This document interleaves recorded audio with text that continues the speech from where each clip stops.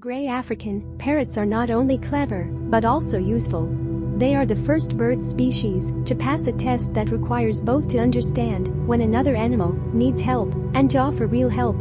Apart from humans, only bonobos and orangutans have passed the test, says Désirée Brucks at the Ludwig Maximilian University of Munich in Germany.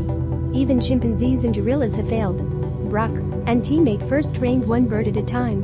Each was given a set of tokens, small metal washers, and taught that he could change them by food bypassing them onto the researcher through a small hole in a clear screen. A month later, the two birds were separated from each other and the researcher was separated by clear screens. One bird was given a large number of tokens, but the hole between it and the researcher closed. The bird's hole for the researcher was open but had no tokens.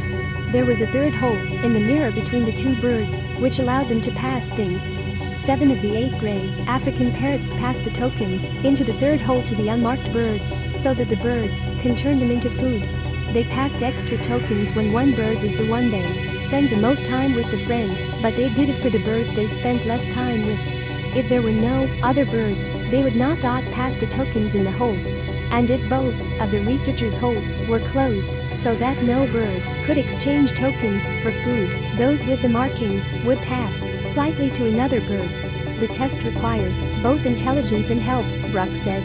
They have to understand that another bird needs help.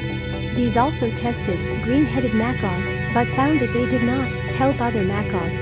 In 2015, another group discovered that crows also do not help each other. It is not clear why African greys help others or why some species of birds do not. African gray parrots with tokens were not immediately available for profit. It was very rare for a food-giving bird to give them a bird that gave them tokens.